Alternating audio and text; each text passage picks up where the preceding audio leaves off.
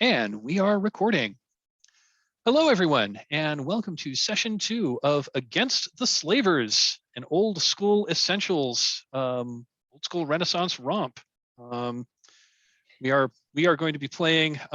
This is session 2. We are playing the 1980 adventure Slave Pits of the Undercity, and we are using the old school essentials rule set, which is it's a retro clone of the Tom Moldvay edition of the Dungeons & Dragons basic set from 1981. My name is Mike. I will be your GM. We are playing on the Gauntlet. Talk a little bit about the Gauntlet. The Gauntlet is an online role-playing gaming community. We mostly focus on indie RPGs, story games, and OSR games. And tonight, it's OSR. The Gauntlet runs about 100 games a month. We run a mostly quarterly open gaming weekend that's open for everyone. Games are free, open to anyone to play. Although supporters of the Patreon do have advanced access to the calendar. If you're interested in the Gauntlet, check us out at gauntlet-rpg.com. That's GAUNTLET-rpg.com. So as I said, my name is Mike. My pronouns are he, him. I'll be the game master. I've been playing role-playing games for a long time, and I played Slave Pits of the Undercity back in the early 80s, and that was the last time I really looked at it until I started prepping for this adventure. So this is session 2. We're going to have, we have 3 players with us tonight. Our 4th player was not able to join us, so I think we didn't really establish this ahead of time what to do with missing players. I think we're going to drag that character around as an NPC who's going to mostly be in the background, so I don't have to carbon freeze them and come and bring have them fall into a stasis field and then come back. And I'll do my best not to have the bad guys kill the character if the player's not here. But that character will still be around. Why don't we go around and do some quick introductions? Let's go clockwise as I have you on my screen here. So, Joe, would you introduce yourself and your character? Hi, I'm Joe. He, him. I'm playing Topaz, who is a orphan circus acrobat. So, lots of pole vaulting and jumping happening here. So. Cool. And Tim, would you introduce yourself? Yep, my name is Tim. My pronouns are he, him. I am playing Calf, who is a fighter. Just your classic straight ahead, sock him with a long sword type. That's about what I know about Calf so far. So he got to run a sword through a ghoul last time.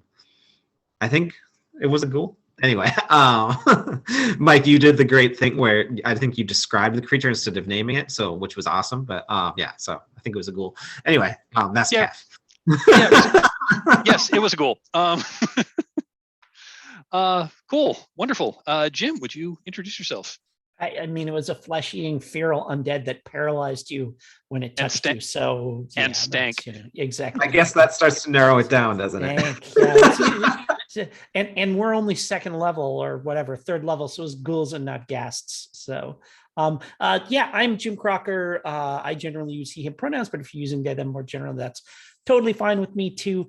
I run and play a whole lot of games on the Gauntlet, including many with Mike over the last couple of years here. So when he was waxing nostalgic about old D&D modules, and I don't know whether you mentioned the Slavers or you were just talking generally about it, and I said, "Oh my God, it'd be so cool to play A1 through 4." So there we go. Hey Jim, that one's all on you. Okay, so I'll accept the credit and or blame depending on how this goes over the next couple of months for I don't know whether it's just daring Mike to do this or provoking Mike to do this or whatever, but I'm very grateful to be included here. Thank you, Mike, for inviting me to do it. I started playing D&D with not the Moldvay set, but the Holmes set, the blue box basic set in probably 79.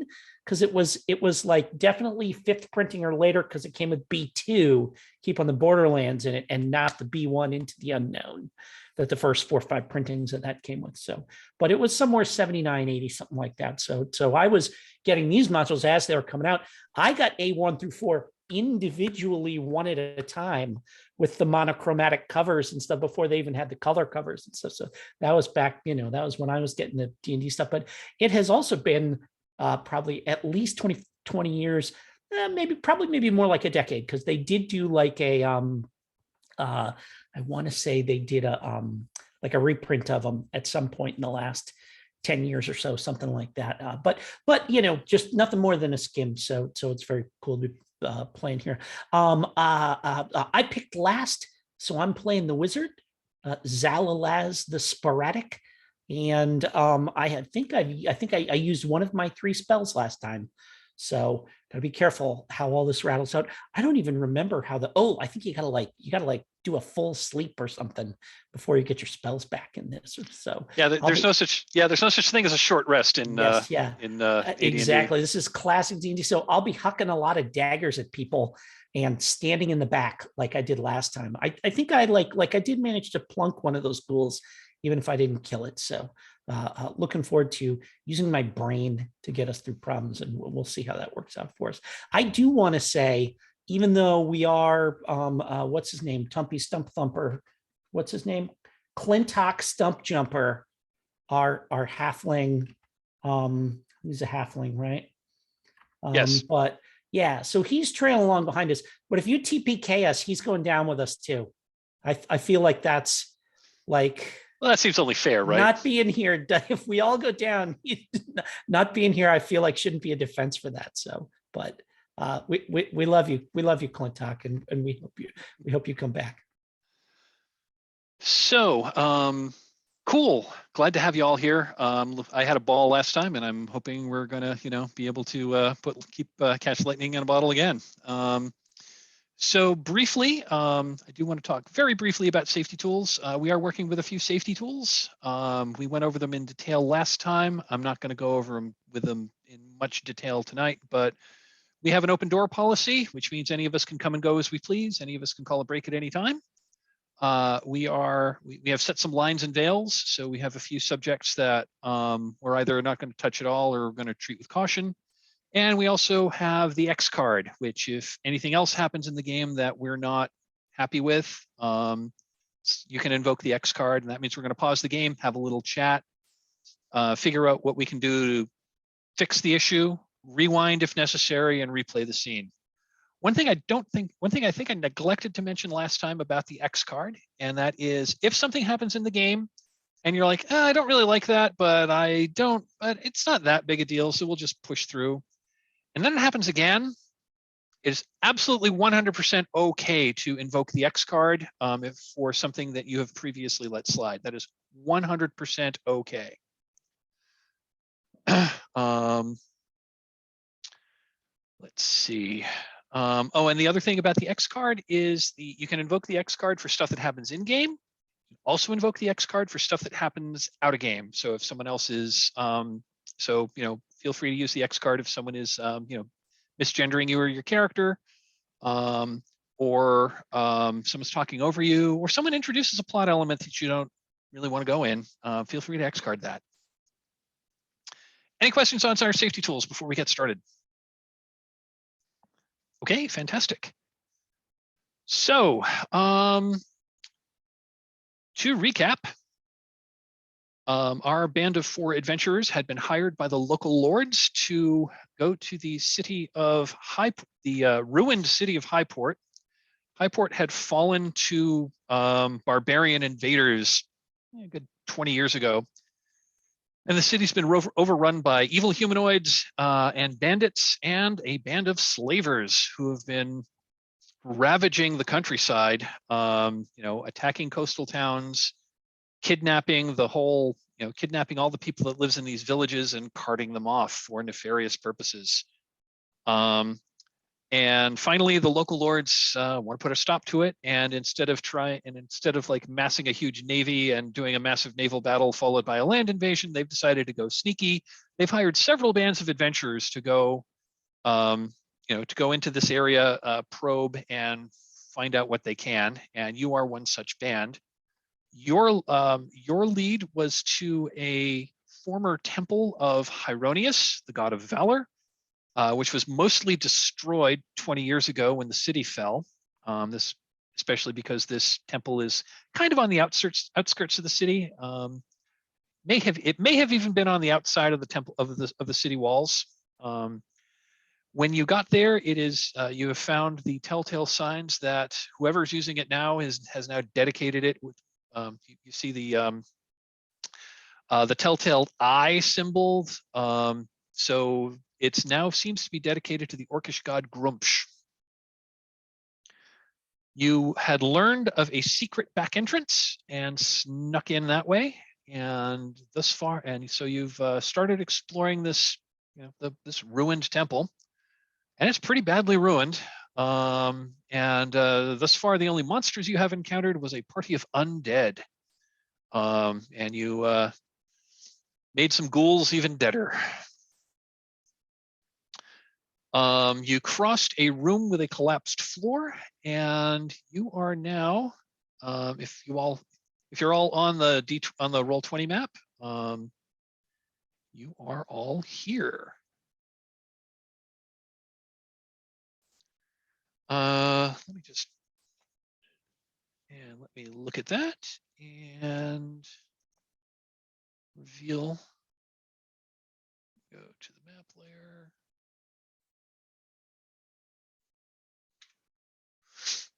Yeah, that's an open doorway. So you cross this precipice. It was about 30. So the floor had collapsed. There was a rickety looking plank that had been laid across it. But using, I forget who has it, but using one of your character has a magic item, a rope of climbing, and you use that to attach to the wall at both ends. And so between going one at a time across the plank and using your rope of climbing, I was like, yeah, I don't think there's any real danger of you falling, so you all just got across without a roll. So no one had to make any dexterity checks. Okay, so you have gotten across. You find a corridor that is going deeper into the complex. Let me switch back to pointer and go back to object layer. So you're going back into the complex. There's this little side passage back that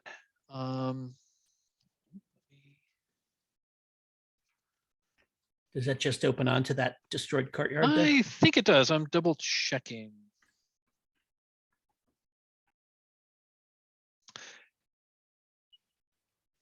Yeah, so this is a small corridor. It's there's a couple of barrels that are set on the walls, but there is an open archway that opens out into that room, into the yeah, well, now it's an interior courtyard. You're pretty sure at one time that had been the main sanctuary of this temple, but the wooden roof has collapsed years ago, so it's now open to the air. So it's now open to the air, and there's like plants growing up through the ground and whatnot. They added the courtyard afterwards. Sorry. Okay. Yeah, I guess that's. I mean, it's a de facto courtyard now, and they call it the other thing is they call part of it a courtyard, and they call part of it the collapsed sanctuary. So maybe. Oh, okay. I see what it is. This area here. I see it now. There's this like little bit of a low wall along here. Oh, okay. Yeah. So this chamber here. This chamber in here was the ruined, that that was the ruined building, and this area out here was the actual courtyard. But yeah, this does open up into the courtyard, but you poke around there if you want to. But when I think it was Topaz had gone up to the ledge above the room, which also had a collapsed ceiling. There didn't seem to be a whole lot in the courtyard and in the ruined chapel. Rubble and ashes, and that's where the ghouls ran to. So I feel, my friends, like perhaps we should continue on with our main mission. I would agree. Yeah, deeper in we go, I think.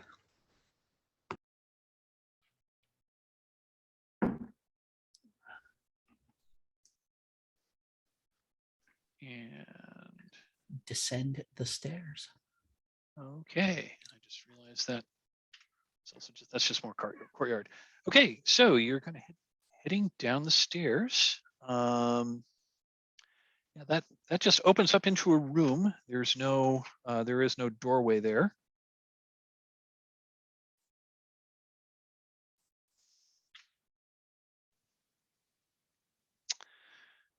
So this room, looking down the stairs, it is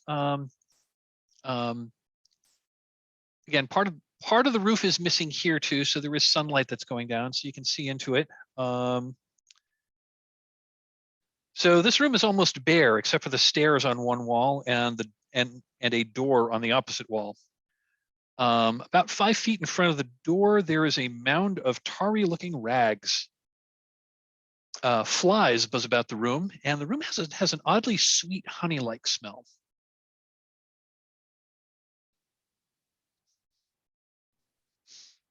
What do you wish to do? Where did you say the tarry rags or whatever were by the door? The rags are like right in front of the door. Of course they are. I say we take a torch and light these tarry rags up. I concur, because the last time I started poking around in the something jumped us. So yeah, if it's okay with everybody here, I'm gonna take out my torch, use my tinderbox and light it, and just toss it right onto the pile of rags. Okay. Yeah, no roll required. Yeah, you're well.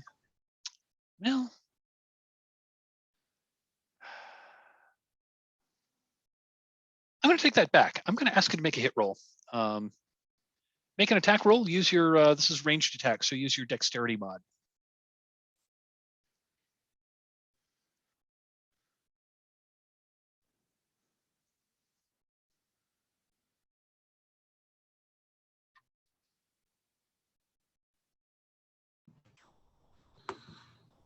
Maybe when you click on the Roll20, sometimes it may pop up for like an additional modifier, and there isn't any. So, I rolled a 1. He's lit himself on fire. +1, so it's a 2. In my defense, it's a 2. I hit armor class 17. Okay.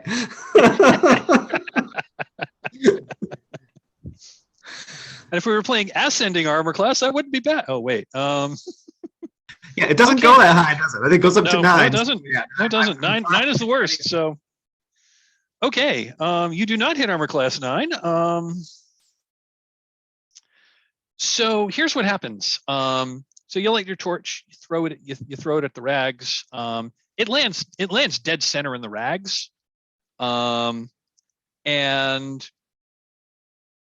like, that's when you realize this isn't so much rags as this is some kind of a creature, because what you thought were like oily looking rags like lift up, and they seem to be almost leaf-like with like several like on the underside of its of these fronds are covered with these little with just hundreds of these little almost like little stems, and on the ends of each stem is like a glob of like some kind of sticky goo, and it opens it up, and 2 of these fronds just kind of like grab the torch and like go around it, and you hear like some sizzling and some bubbling as this thing just puts the torch out.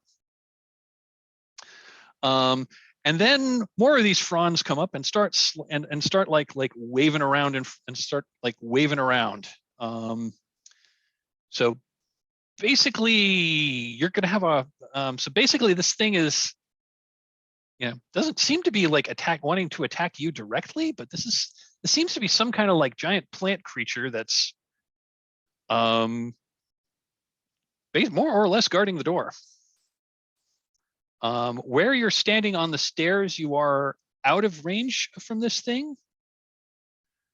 But if you want to go through that door, you're going to have to get close enough, or you're going to have to get close enough for this thing to attack you. Unless you want to do something else. If the torch hadn't gone out, I was gonna suggest we throw oil on it and just let her burn. Yeah, I thought that, but Tim did roll a 1. That's true. I mean, there's no reason why we can't just toss some vials of oil against that back wall Mm-hmm. and just have them smash and then just light that up. I mean, actually, I was all looking for that. Yeah, OSE actually has rules for what happens if something is in a puddle of oil.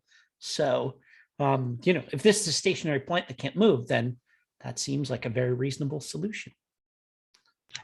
Yep, Yeah, it looks I like agree. it.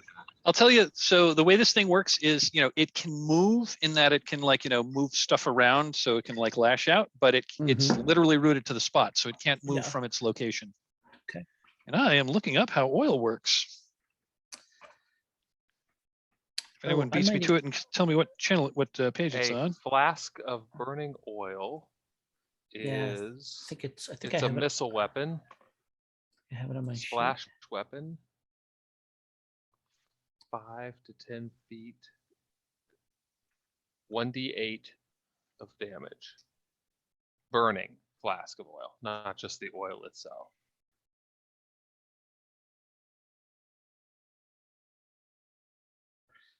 Oil flask. A flask. There we are, page 43. Yeah. So on a splash weapon, on a successful attack, the container smashes and douses the target with the liquid. Oil that is poured on the ground and lit covers a diameter of 3 feet and burns for 1 turn, inflicting damage on any character or monster moving through the pool. Does not harm monsters that have a natural flame attack. So there we go.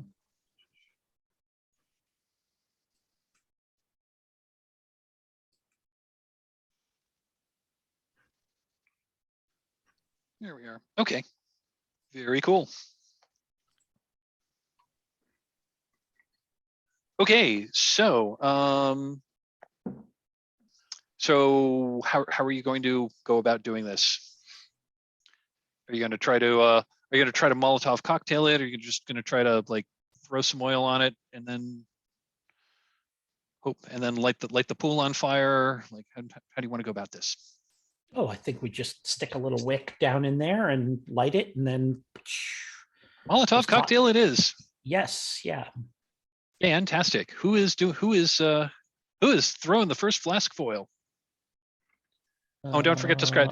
And whoever that is, please scratch the flask of oil off your character sheet. I started with. I have a halfway decent dexterity. If we want to, I can give it a shot, and I've got flasks of oil. What is your dexterity? 16. Yes, that's better than mine. How many oil flasks do you have?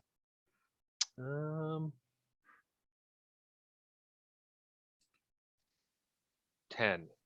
Oh, you also brought more oil than I, so please, by all means, my friend. And here I thought I came prepared. I will.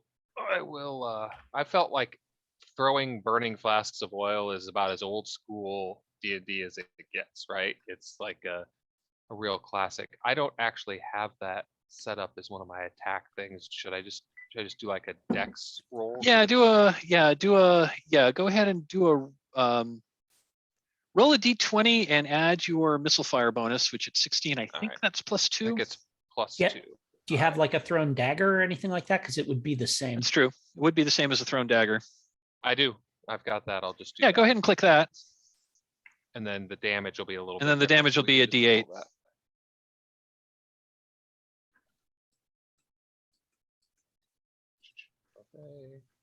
Okay. Clicked it. Just hang on.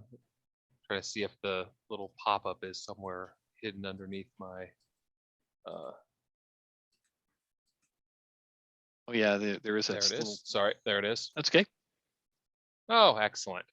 I'm as effective with throwing things as I've lit the party on fire apparently with my Well, flask of burning lava. Well, you rolled a 2. It's not a 1. So I'm going to say that it go. I'm going to say that it goes long, and it smashes against the wall behind it and catches on fire. And the flaming oil drips down, but it's not enough to actually. It's not enough to actually damage this carnivorous plant. Eventually, we'll simply burn the entire structure down, and then that will have the desired effect. Right. One way or the other. I suspect, though, that the next person who throws some oil at this will be better because we've gone from a 1 to a 2. So, yeah, I mean, well, nine more flasks, and we'll be there. I was going to say, well, the next question is it progressing by 1, or is it arithmetic or geometric? Is the next roll going to be a 3, or is it going to be a 4? Let's find out. Who else is throwing a flask of oil this round? Oh, Topaz, and I'm like so Topaz tosses it, and even then I am then rooting in his pack. And since you brought 10, let's use yours. I have 5, so sure. I take one of Topaz's and I say, no, you need to throw on the hypotenuse. See, the vector is such that if you lob it, it should have the desired effect.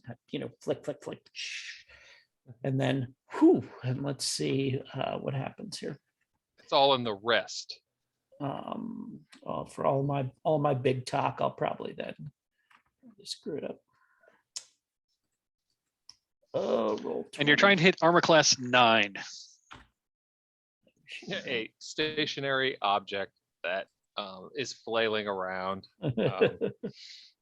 Well, that's why it's not an automatic. I mean, normally you can just hit a stationary, large, decent-sized object, but this is like moving around a little bit.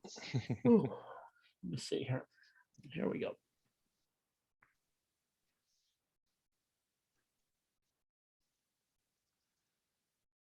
And there may be a second pop-up window asking for like a situational bonus, so you can just click cancel on that.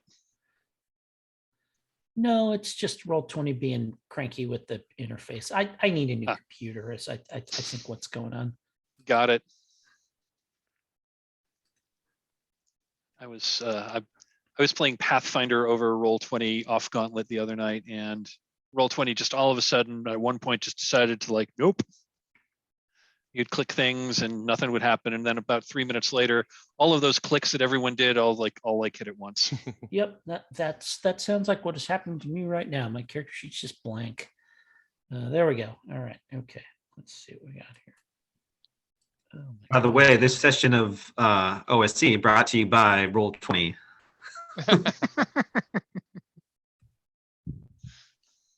Okay. And if multiple attacks pop up, we'll just get to go ahead and take the highest one. That probably seems right. Right, which it'll be a 3 the way we're rolling, but yeah, we'll take the highest. Oh my God, I am sorry. It is being, there we go. Let's try that one maybe.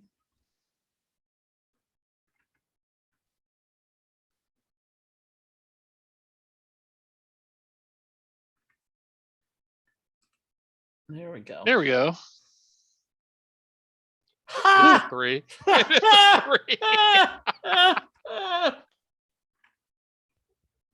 3. We couldn't script this. You took the words right out of my mouth.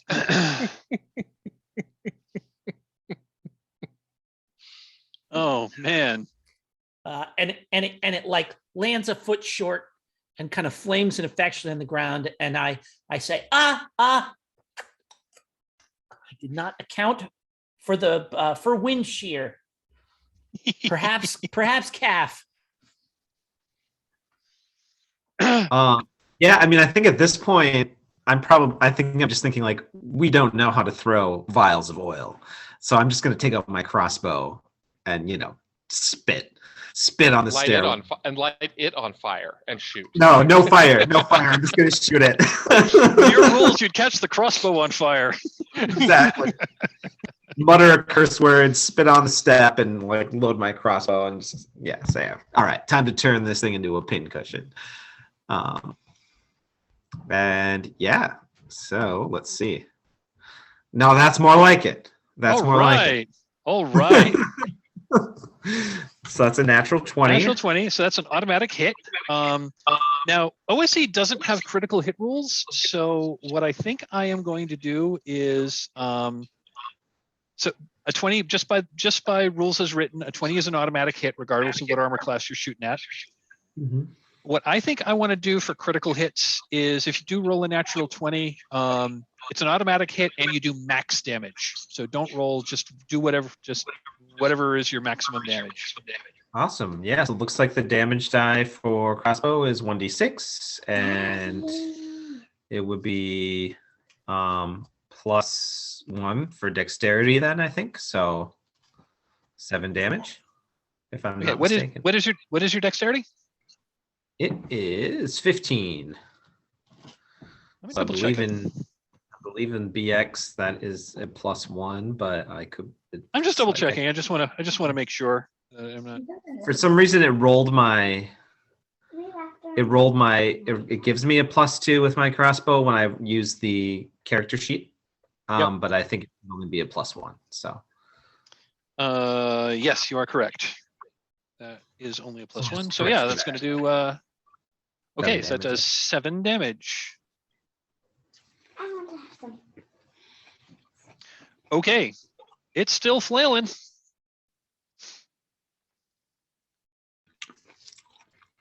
I'm going to say it's a new round. I'm well struck, my friend. Give it again like that. I would like to break. I want to step out of character for a moment and just have a brief admin thing. Your NPC character is with you. I'm going to ask you as the players. I don't normally like to do a GMPC thing. Would it be okay for you if I ran the character like in combat, or would you prefer not? I'm going to totally leave that up to you. I mean, just consult with us about what they're going to do. Then, I mean, that feels reasonable.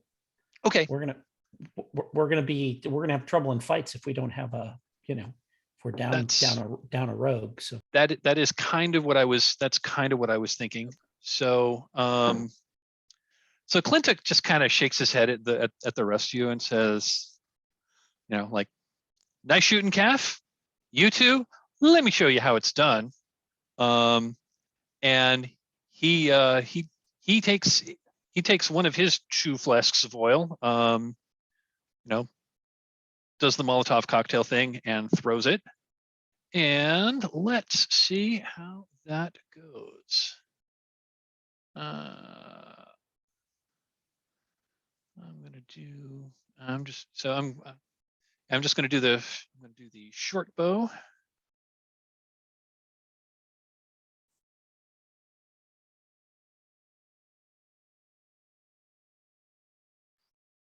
And that is an 11. So he hit armor class 8. So that is a hit.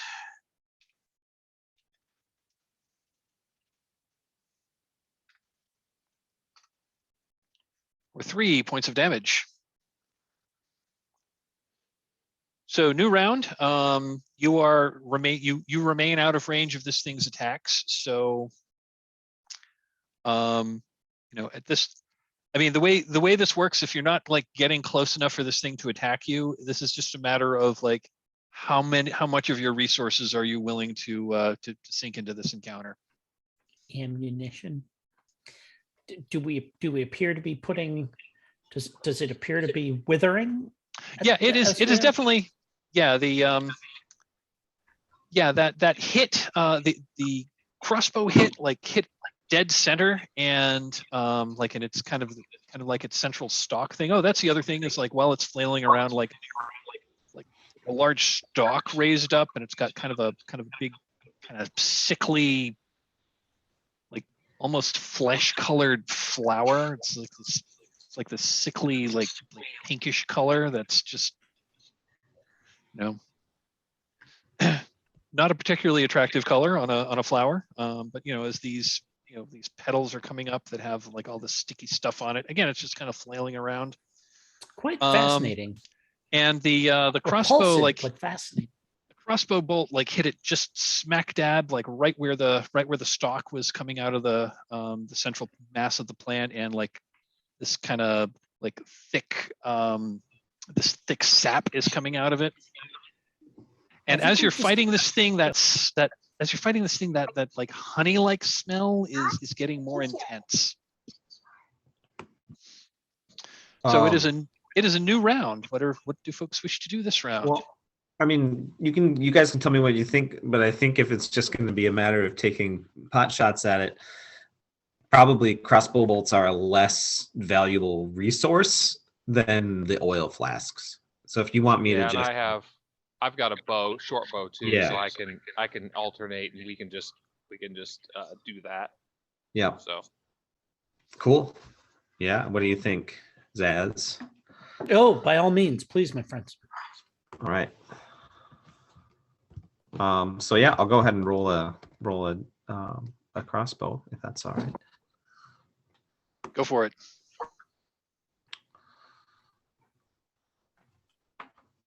Okay. Try this again. I'm gonna just refresh my Roll20 screen because it's not, my character sheet isn't responding.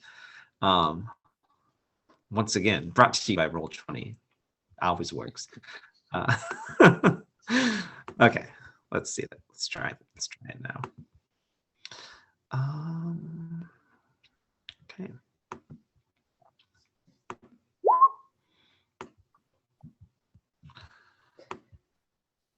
And what was that? Okay, that's not going to work. So go ahead and take a shot, Topaz. all right, I will attempt to take a shot. 1-4 coming right up. Oh, that hits. Looks like it's 2 more damage on the. Okay. All right, I'll reload and fire away. Okay, that should be a hit for 4 damage. Okay. And we're up to So While we're just sitting here doing this, I'm assuming you could just regain one of your spells or something while this is all happening. You could just take a little nap or something. I need several hours for that to happen. Like basically, I Well- need to like a full sleep. Yeah, Well, I'll we're giving you. I'm gonna giving go you back plenty to of time. town. Now- I'm gonna go now, back Zal, to town and buy more oil flasks. I'll tell you this, Zal. I'll tell you that I'll just tell you this because I think this might be interesting. If someone were to like go up to this thing and just kind of like pour oil on it, it's probably going to burst into flames because there's still a little bit of oil. And when that happens, this thing can't move, and the fire is going to burn for a turn, which is 10 rounds. You will be subject to attacks. So we should. So what it sounds like is we should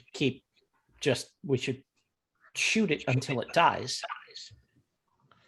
Yeah, because I think hit points are a precious resource, and our oil flasks are not as precious as hit points, but still precious. So Indeed. I Yes, say we keep please. shooting.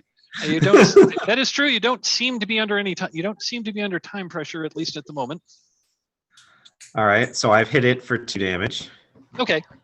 So, rolling dice and like doing math is I'm finding this not super duper fun. Can we just say that for those of you who are shooting arrows, let's just say for the sake of argument that because the way you've positioned that you're not really in any danger, and just like rolling dice and like subtracting from totals, not super fun. Why don't they each just, roll a d4 and add 1 or something like that? I was just gonna say, why don't you each roll? Why don't you roll d4 plus 1, and that's how many arrows that's how many arrows break and are not recoverable after you've defeated this weird carnivorous plant. Excellent. Mac. Now I'm rolling the max. All right. So I'm gonna do the same, and I'm gonna do the same for Clintock. perfect. Yeah, that's a good solution, Mike. And he lost 2 arrows.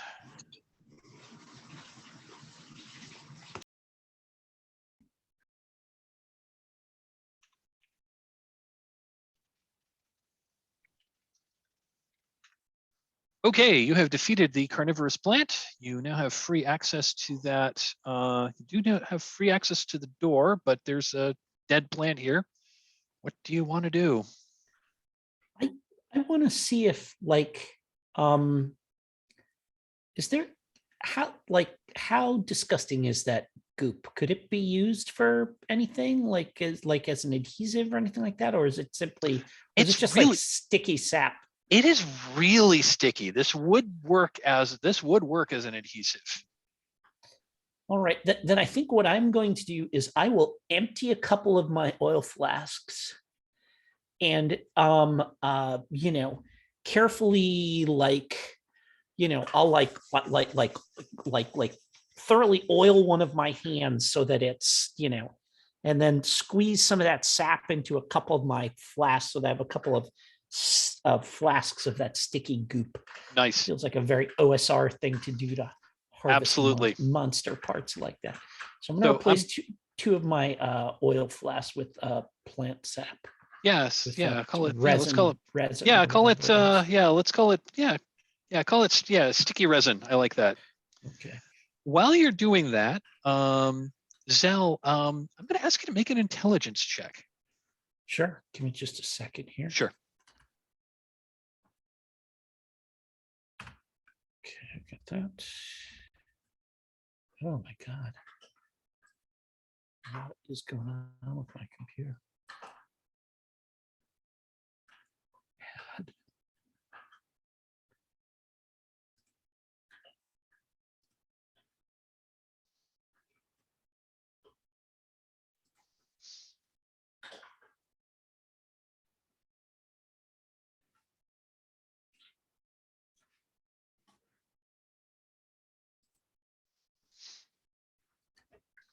Two.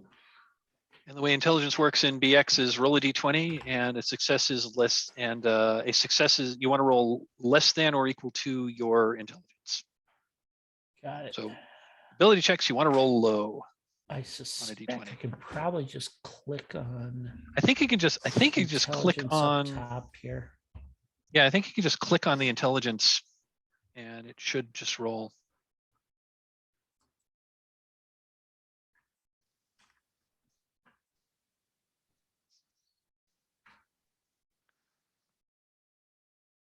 I'm just going to yes. So Zal, nice. While you are collecting this sap, you notice there's something shiny that's glinting underneath this plant. Oh, well, But it's like whatever it is kind of like embedded in this goo. yeah, Send in the then thief. I will point out to the others that we've got this, and that it would be ideal if we had some way to dig it out of there. What if we just burnt the thing down now? Well, that would be it would burn significantly and for quite a while. And it's open air, so it would probably also throw up a good amount of smoke. Yeah, I mean, it would very much alert whomever was watching that this was something that was happening. I have iron spikes. I wonder if I could kind of jab that in there and try and pry out whatever the thing is. The other thing that you noticed, Zal, while you were collecting this sap is it's very sticky, but you think that something even mildly acidic would probably do a decent job dissolving it. Yeah. So I have Oh. wine. I brought That would- wine with me. Wine that would work, probably actually. probably do the trick. Yes, Wine would work, Su- actually. Sufficiently that we could pull up enough of it to get at whatever it is that's underneath. All right. I reluctantly, because it was a good I've lost the right term. I'm not a wine person, so I'm not.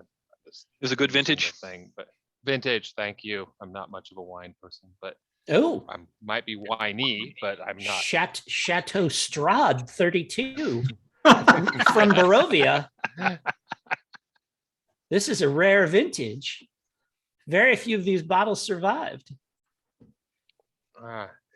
So I guess I will dump whatever. I was going to say of, it'll take a flask or a bottle of wine to dissolve this enough to get what's under there. All right, I don't have any wine anymore. Okay, but with what you find under there, you might be able to buy a fair amount of wine. So what you saw that was glinting under there was a gem, and now that you're able to dissolve it, you see that there are 3 gems. There's a bracelet and a ring. Excellent. And because now there's a way that you can figure out, I mean, there's rules to figure out like what stuff is, but I find that a little tedious. So even back when I did do, even back when we really did, play BX back in the day, I would just tell you what these are. Well, that's good because I was just going to shove the ring on my finger and see what it did, kind of impulsively. Well, I mean, that is how you have to figure out what magic items do, if this is indeed a magic item. But there is a bracelet that is worth 500 gold pieces, and 3 gems, each worth they are worth respectively 500 gold pieces, 1,000 gold pieces, and 25 gold pieces. And you've got this ring. Yeah. So what I would like for us to do is we've got that shared Google Doc, right, where we've got our our safety stuff, right? Yep. And is there and you an can NPC, get to the is there an NPC tab on there too? I forget. I'm actually opening it up now. You can get to it from the handouts sheet. There's a link to safety and resources, which is a link straight to the Google Doc. Yeah, we had player notes. I started to do a rules cheat sheet, although I never finished it. So let's just put a page for treasure on there. I like it. And then we can divvy that up as needed afterwards. Okay, item and value.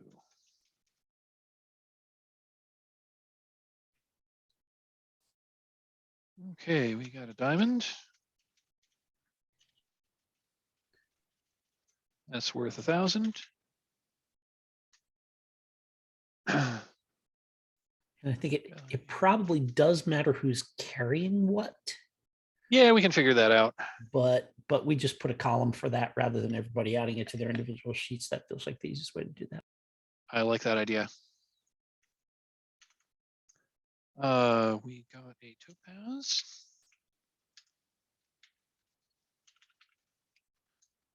And that was worth 500.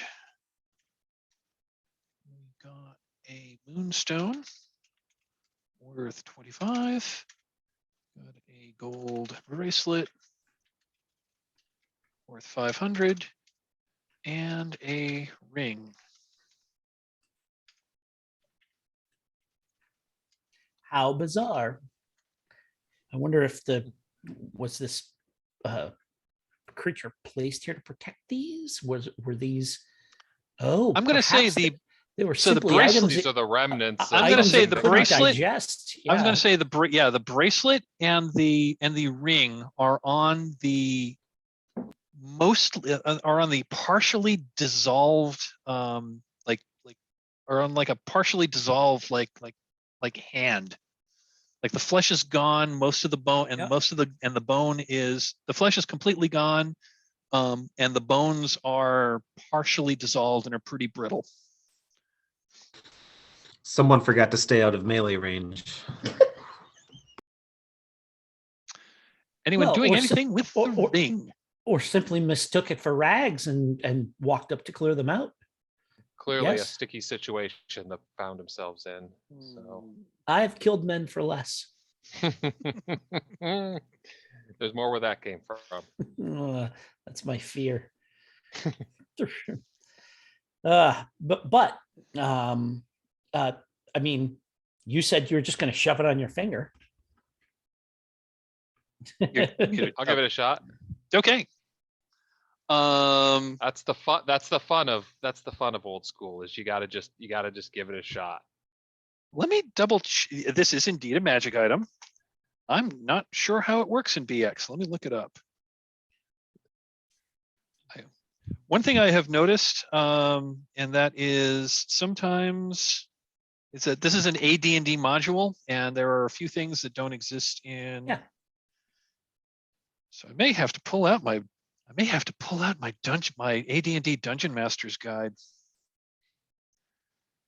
Miscellaneous items, potions, rings. Ah, yes, here we are. Kath, perhaps if you try to run him through, and it seems slightly harder than it should be, it is a protective ring. Yeah, unsheathe my sword, start to kind of heft the weight. I Topaz up and like. Whack, whack, whack, whack. Yeah. He does seem slightly tougher than he used to. Like stabs him. Well, that's not it. Perhaps we'll go up and let's push you off the ledge and see if you stop falling. See if you. Okay, you put the ring not on. That. So Topaz, you put the ring on, and at first and nothing seems to happen. You feel a little bit of a tingling on it, and the ring glows briefly. And as you look at it, you see, and as you look at the ring, it glows, and you see what's glowing. Or you didn't see it when you put it on; it just looked like just a plain gold ring. Looking at it, you see some runes, like some glowing blue runes. There are 3 of them, 3 of these runes, and for some reason, you know what these runes mean. You don't know why you know what these runes mean, but you know what these runes mean. And strange words appear in your head, and you know how to cast some spells now, at least while you are wearing this ring. This is a ring. In rules, this is a ring of spell storing. And this has, I'm not sure if these spells are actually even in BX. Let me double check. I actually wonder if this would be better for Zal to have, given the limited sort of, with spellcasting is a little more limited in OSE. While I would not wish to deprive you of such an interesting item, I can say that any spells I cast out of that ring would not be the first spells I had ever cast in my life. True. Oh, and depending on the nature of the spells, perhaps if I were to save them by concentrating on them rather than cast them, I might be able to add them to my spell book. I'm going to say yes if you wish to do that. I will take the ring off and give it to Zal. It feels like the right thing, and I am sure that my generosity will be reciprocated at some point. Of course, I have very little interest in gems or hard coin. This is the sort of items that I go on these quests to obtain. So you have my thanks. So the And way I this have works lots is of interest in gems and hard coin. so this is a ring that is holding a spell, and unlike a spell scroll, which can only be cast by a caster who knows the spell, anyone who is wearing this ring can cast the spell.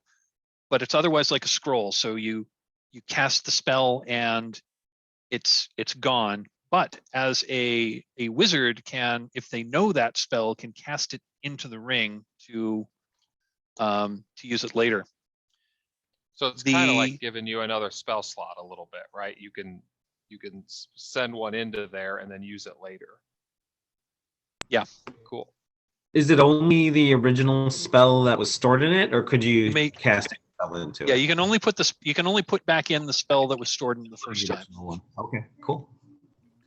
Which is So I'm going to have to switch them out a little bit because the ones in the module were for Advanced Dungeons and Dragons, which weren't in Basic. So I'm going to do ones which are along the same lines. So the spells that are in the ring. Cone of Cold.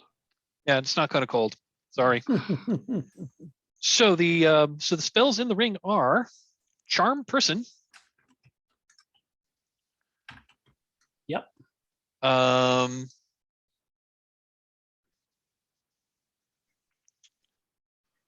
Hold Portal.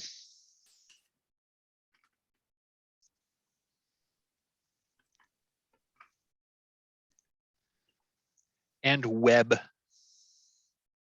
I actually already know how to cast web, so that's cool.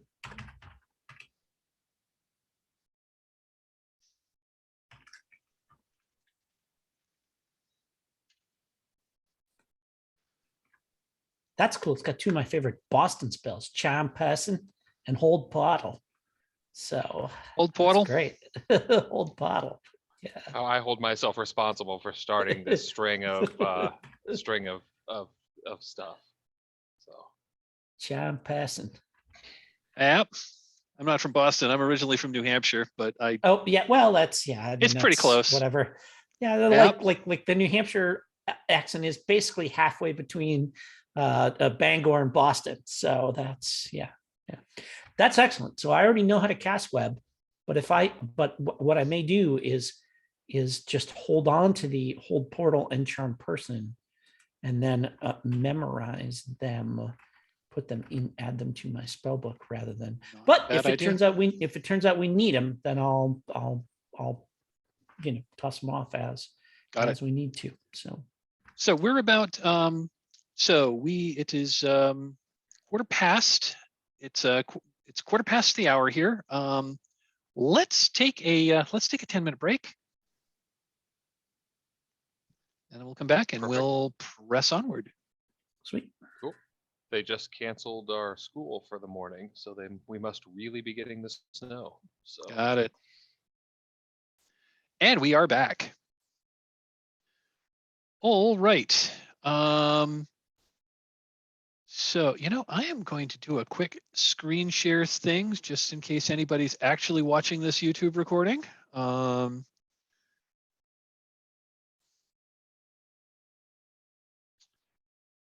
So here on the map, we started here. This area was the courtyard. This area was the damaged sanctuary. You are now here where you killed the giant carnivorous sundew. I assume you wish to open the door. Yeah, do we want to Are we listen? do our usual listen, check for traps thing? Let's do a listen and check for traps. So Quick check. Yeah, I'm just gonna let's do a hear noise.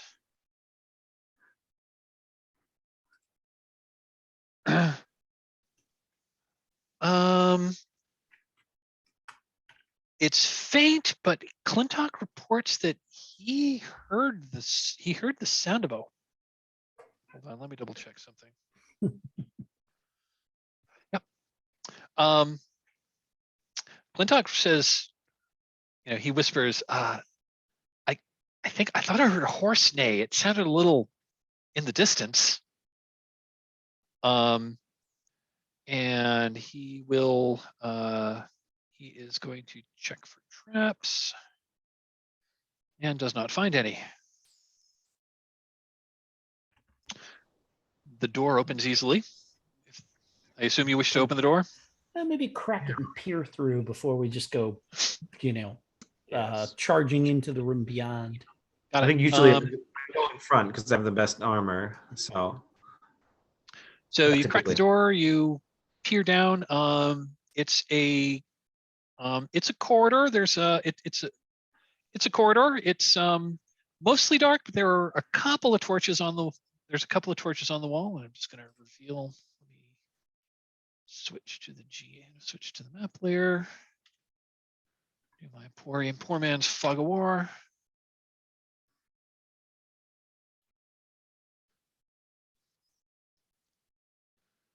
And back to the object layer so don't mess the map up. So yeah, there's a corridor. A long hallway heads north. There's a shorter corridor that heads to the west. About 20 feet ahead of you, down the main corridor, there's a side branch that heads east.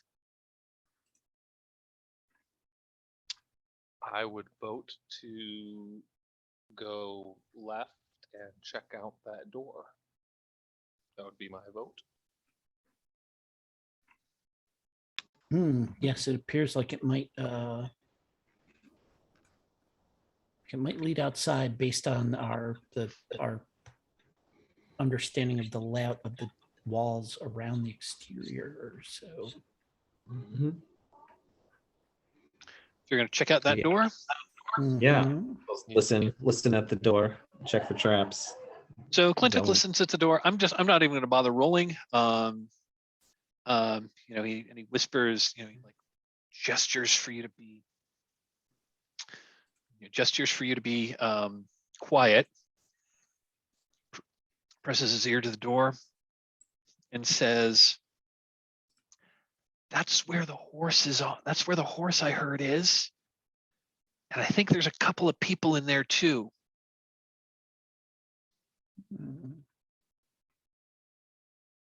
Well, shall we get some questions answered? I agree. Do we want to walk in like we were supposed to be here, or do we bum rush and shoot first and ask questions later? Interesting question. Another option could be like, if you wanted me to, I have a elven cloak and boots. So one thing is I could swing the door open and then stand to the side, hidden, and then they do the thing where they walk by and then I step behind, grab them, and we could try 'Cause that. That could be an if- option, but If you did that, Zal and I could either be around the corner or in the doorway of the other room, right? So they can't see us, and that way if they come out, they'd be sort of surrounded a little bit. that's kind of what I was Very- thinking. Yeah. It's like the scene where I grab them from behind and then they see my friends then step out as well, right? Okay. I think that's probably more reasonable than bum rush. Yeah, we I was we thinking don't either. necessarily feel like the bum rushy sort of type, but Yeah, I do also like the idea of going in and bluffing, but so I'm cool with either one depending on what you guys think. what do you think, Sal? What's your thought? So as a player, give me just a second here to let me look up charm person here, just because I'm curious. Let's see. You don't mind just waiting a moment while I. Nope, that is absolutely fine. I'm curious as well.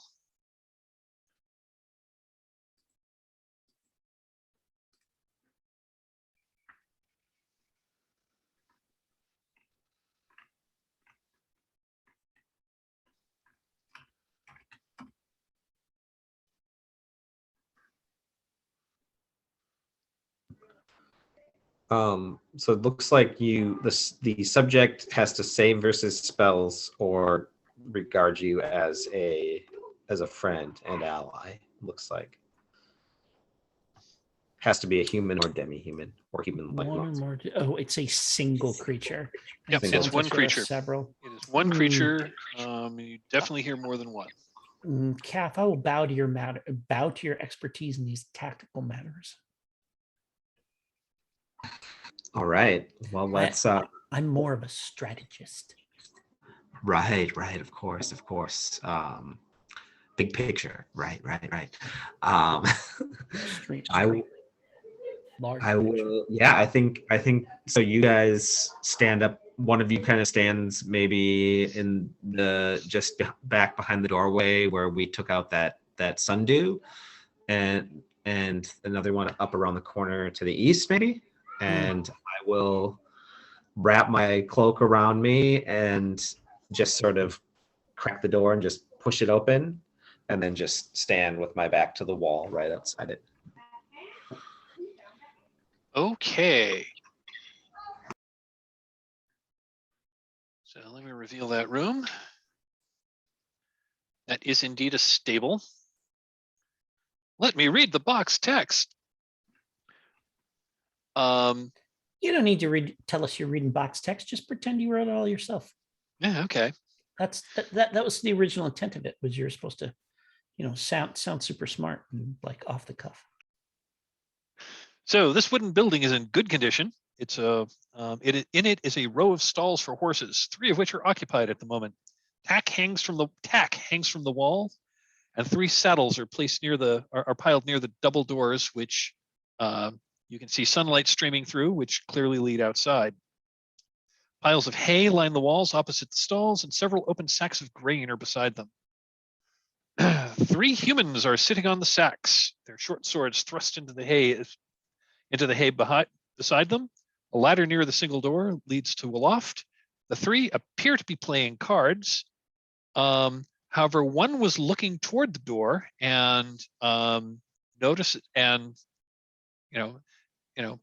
was seated facing toward the door and notices that it opens, and stands and says, "Hey, what?" He says in common, "Hey, did someone forget to latch that door? It just blew open." And I'm going to tell you that these are humans, although their skin has a distinct greenish tint to it. And one of the other guys stands up and says, "Yeah, that's weird."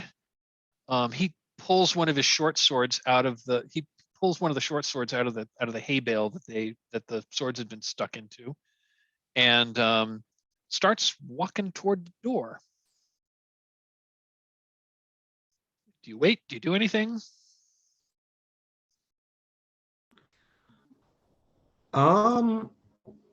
Maybe gosh, I have an idea to just kind of like tap my foot a few times, just like tap tap tap, so like he'll hear like the sound of footsteps outside, and then kind of but stay hidden up against the wall. Okay, that's weird. Now that he's approaching the door, you do see one other thing that he has kind of like tied to his belt, and that is basically it's a bugle.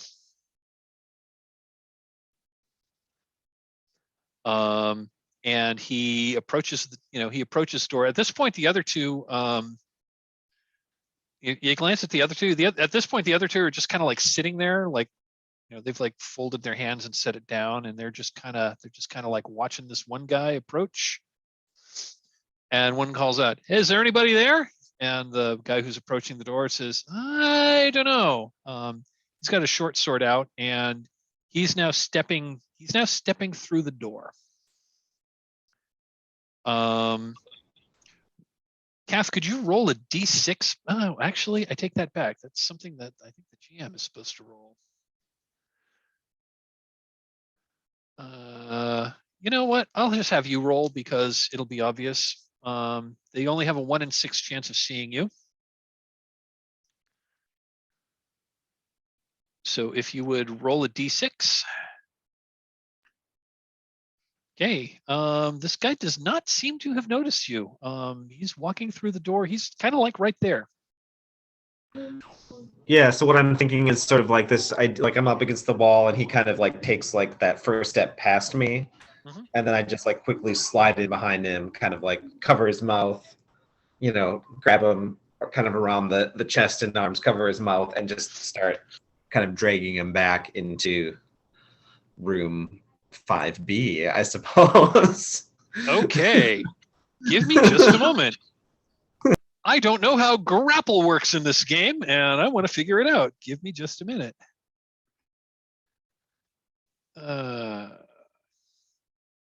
So it's probably in combat.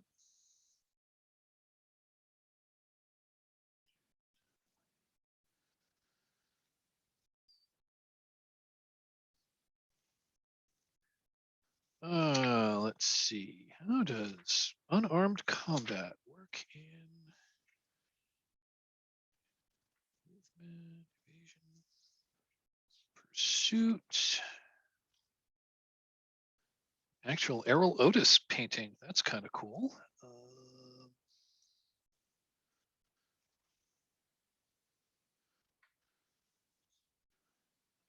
Unarmed attacks. Here we are. Okay. Yeah. Go ahead and make it. Go ahead and make an attack roll on this guy. He doesn't know you're there, so take a +4 bonus. And this is going to use your strength. And you're not trying. And you're not trying to do damage, right? You're trying to like immobilize him. Okay.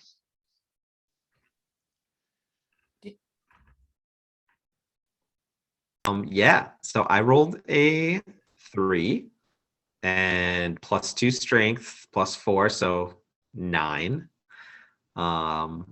So yeah, I'm guessing that this doesn't work.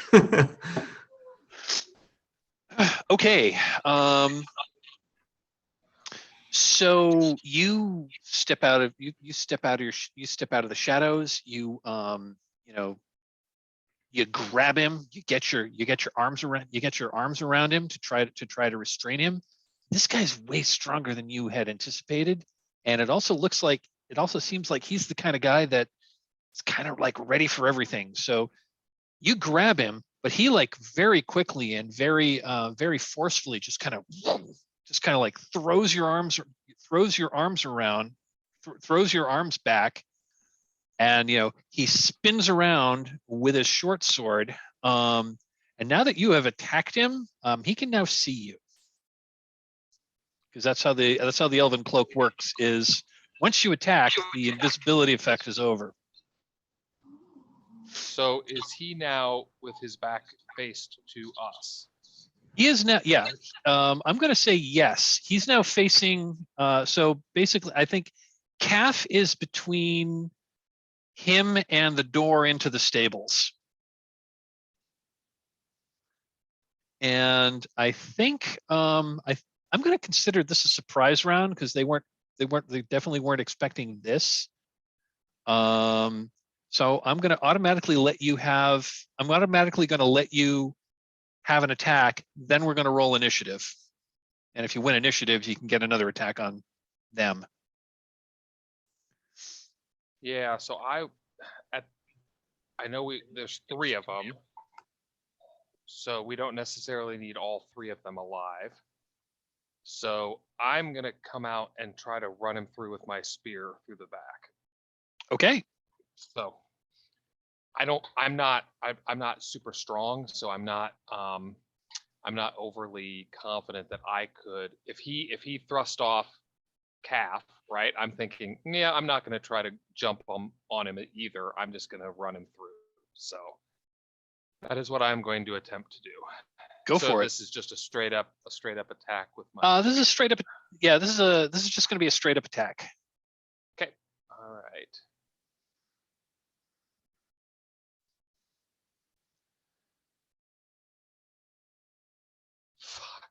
Who?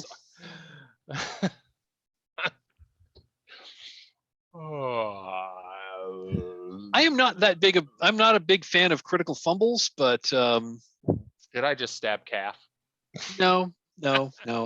I am not a big fan of critical fumbles, and I don't think this game does not actually have rules for critical hits or critical fumbles. Those are all like, those were all house rules. So my house rule for this is if you get it is on a natural 20, it's an automatic hit and you do max damage. I'm just going to say critical fumble is, a critical fumble is a really bad miss. Go ahead and describe. Go ahead and tell us. I'll let you go ahead and tell us how you missed terribly. Actually, I'm thinking, how do I miss terribly? I actually think as I run down the hallway, I end up tripping and just splaying out and not able to hit him. So okay. All Calf's the already excitement. gone. Sal, what are you doing? Okay. All the excitement, I forgot how to run. I say, "Oh dear," and I step out and I go, like make some gestures with my hands, and I take a little pinch of sand and I like kind of sprinkle it, and I cause 2d8 worth of hit dice of monsters to fall asleep. All right. This seems like a time to pull out the artillery. So I'm Yep. going to cast sleep on the 3 of them. Okay. Let me just look up to see how that works. I mean, I've got it right in front of me. If Oh, you okay. trust me, I think it's basically they need to save versus spells or fall asleep. no save. No save. They just fall asleep. It just happens. Yes. Yeah. This is old school, baby. This is Okay. yeah. Sleep. Sleep spell causes magical slumber to come upon creatures, excluding the undead. Either a single creature with 4+1 hit dice or a total of 2d8 hit dice of creatures with 4 hit dice or lower. Okay. And I assume these guys are 4 hit dice or lower, or maybe not. Yeah. They are indeed 4 hit dice or lower. So go ahead and So I roll 2d8. roll 2d8. And there's a, and it starts with the weakest and then goes up, and any extra hit dice get lost and blah, blah, blah, all that kind of stuff and everything. But let's see. I think I actually have it queued up on my spell tab here. So let me.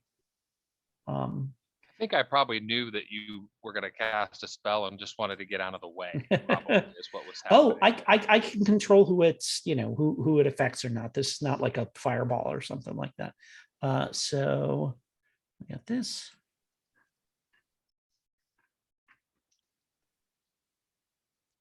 Okay, so that's 5 hit dice.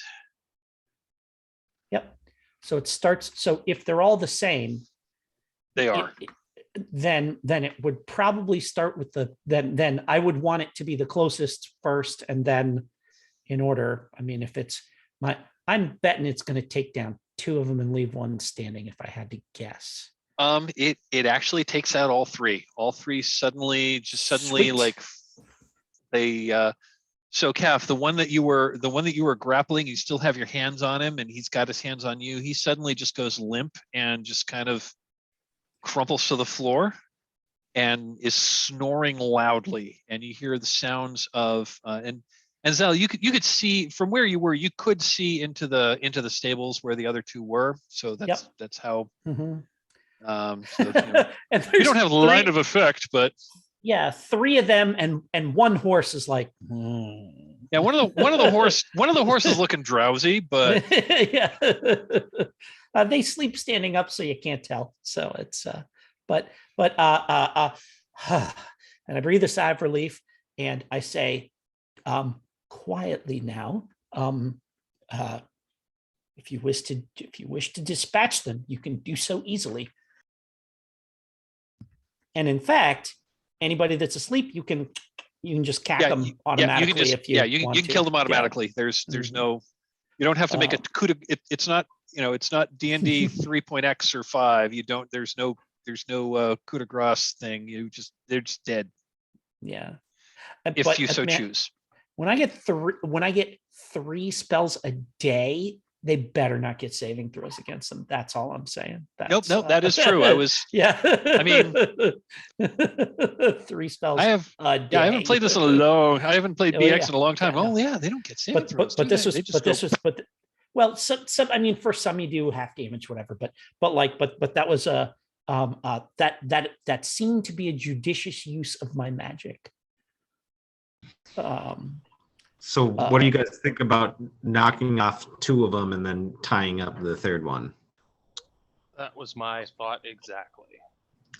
I'm imagining, I think I'm just like take out my sword and just like very just workman like, slit throat, walk into the room, slit another throat. And as I'm doing that, I'm kind of just turned to Zal. It's like, oh yeah, that all that book learning came in handy. Slit Are you just gonna like toss them in one of the stables? You're gonna bring them up to the loft. Gonna bring the bodies up to the loft. What are you gonna do with the bodies? Oh, just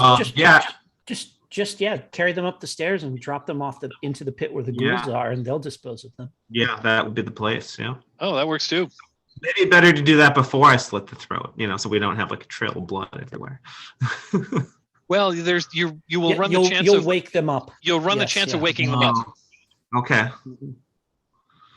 Yeah. Mhm. Are you checking them for loot before you do that? Ooh, that's Duh. right. Probably a good idea. Yeah.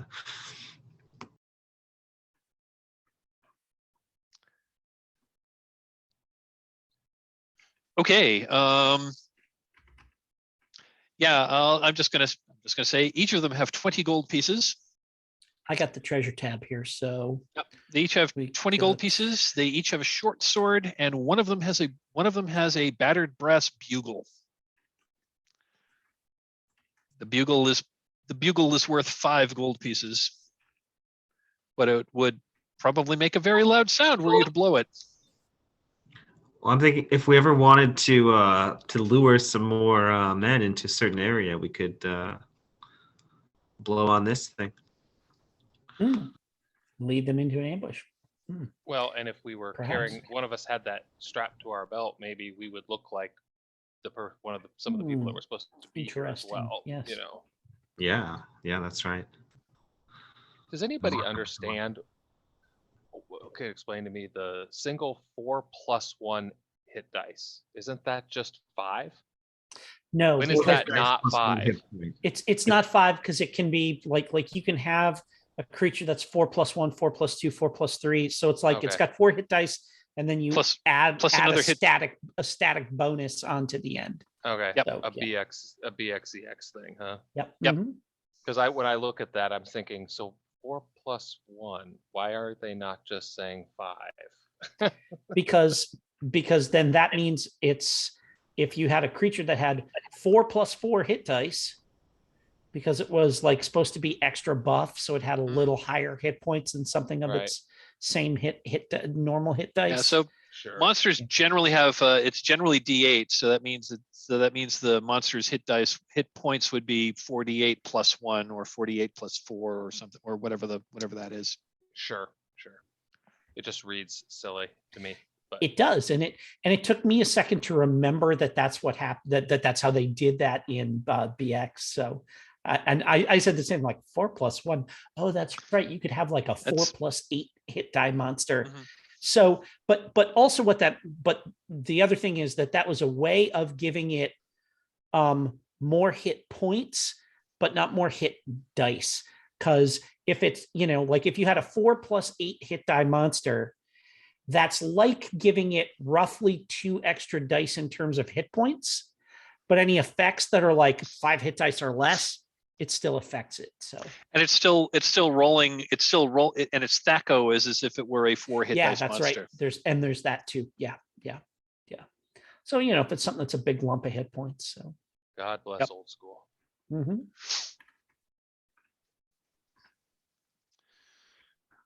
So you have dispatched 2 of these. You're keeping one as prisoner. I assume we should assume we should secure the prisoner. I assume you're going to do the Bound. interrogation. I assume you're going to do the interrogation like in the stable, or where you want to do the interrogation.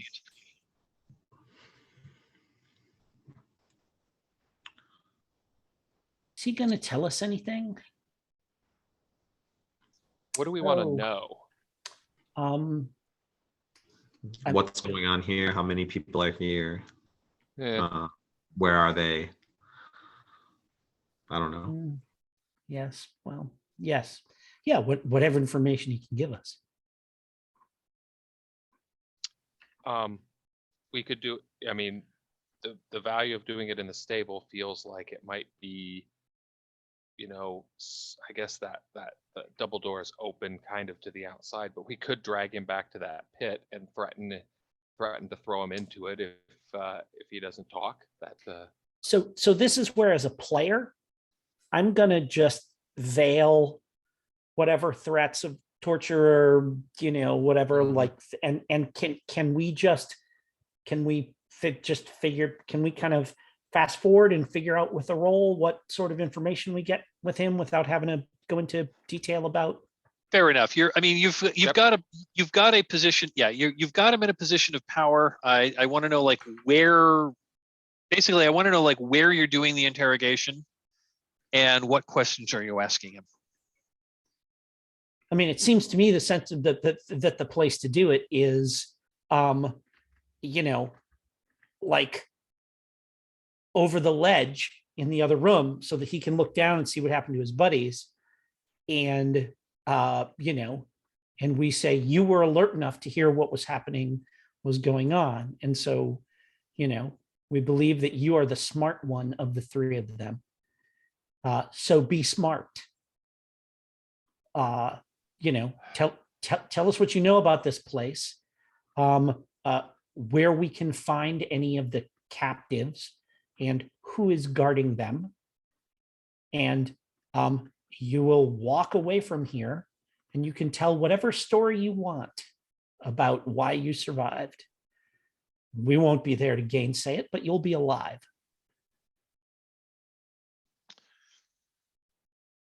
He sighs and says, okay. The prisoners. Okay. So, and he says, the actual prisoners are held underground. I've never been down there, but my understanding is there's a level below, and he's looking down into the pit. It's like, I guess you could get there through there, but there's other, there's a few trap doors that are around that'll lead to the lower level. I don't exactly know where they're taking them. But when it's time to actually do some trading, that's done in, that's done in the outbuilding on the other side of the, that's done in the outs, that's done on the, on one of the, on the wooden on the half-burnt wooden outbuilding. And he describes it's in the northeast corner of the complex, which was a wooden building that was attached to the main stone building.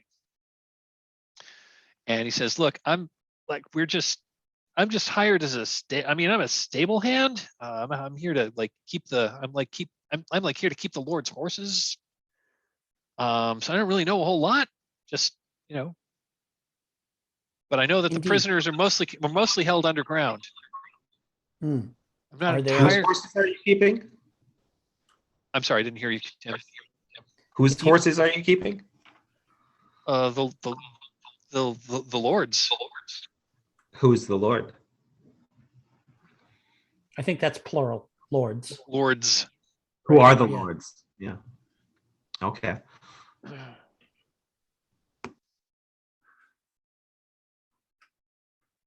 Oh, do they name him? They don't name him. That's not cool. Old school.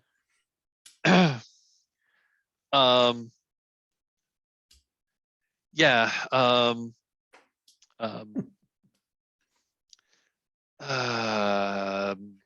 The 6th level assassin. Basically, the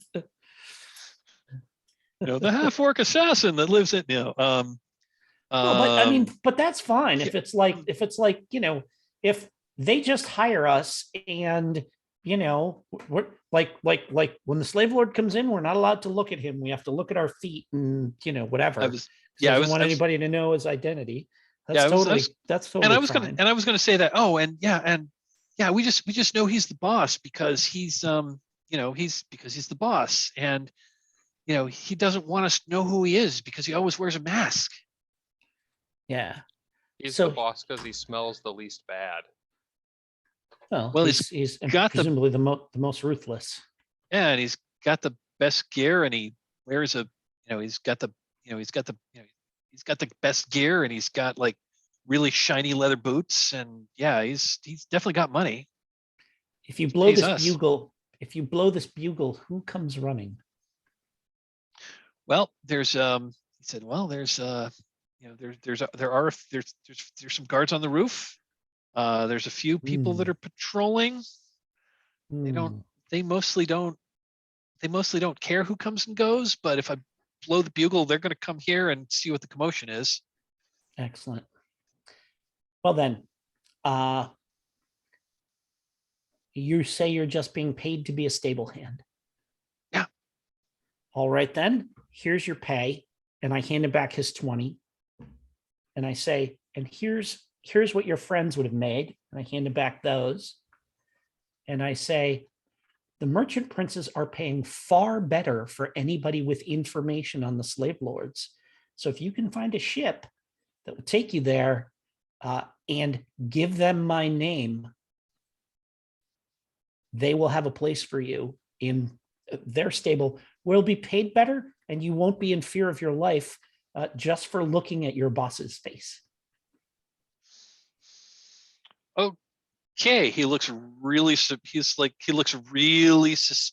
as if you're trying to let him to get his guard down, so you're going to gag him.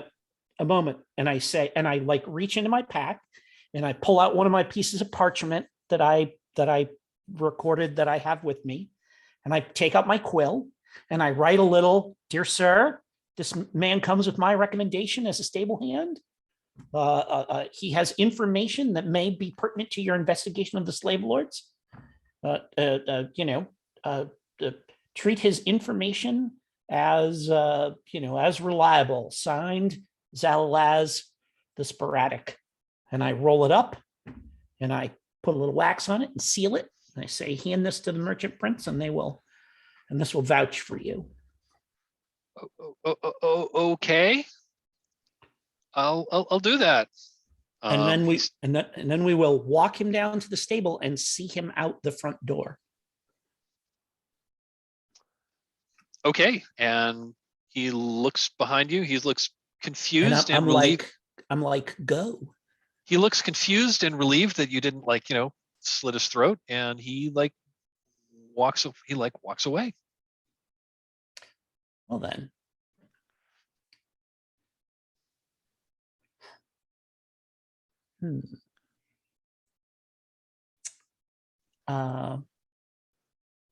We should give him a horse to take with him. Oh, he will absolutely take a horse. Yes, yeah. Take a horse, by all means. And then I think what we want to do is open the door and except if there are one person leaving the stable on a horse, if there are guards on the roof, I don't think we want to send all the other horses out. What do you think of that? Probably not. No, that would probably raise suspicion. That would raise the alarm. Yes. The horses are just wandering about. Mm-hmm. So if you put him on a horse, he'll gladly take a horse and saddle. Excellent. And he just rides off. Yeah, fantastic. He trots out of there, and he's like, as soon as he's a few score yards, he's 2 score yards away.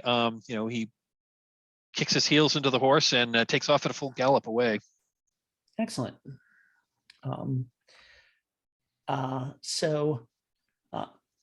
Assuming he makes it, that will also that's also points for us with the merchant princes.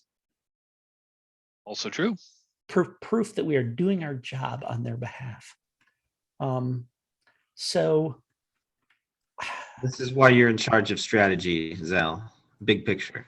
The large, the large picture. Yes. I was ready to just toss him down the pit once we were done with him. So this is the brains of Yeah, this. I was- is- I was kind yes. of there too. So Well, and there may be instances where that's necessary, but in this case, it seemed Yeah, no, I the like information. that. The information he provided is very useful.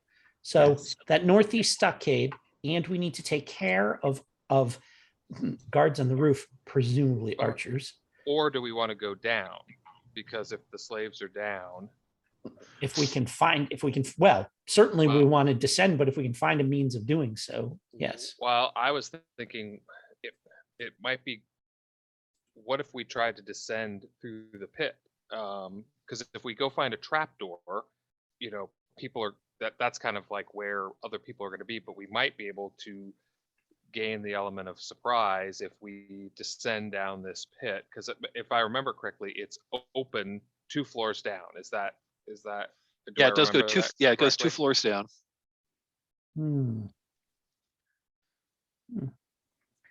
There are those creatures, but we dealt with them once, I suppose, and we did scare them off. So I'm certainly willing to. Your rope will certainly make it easier to at least investigate that possibility. Oh yes, that's right. We do have.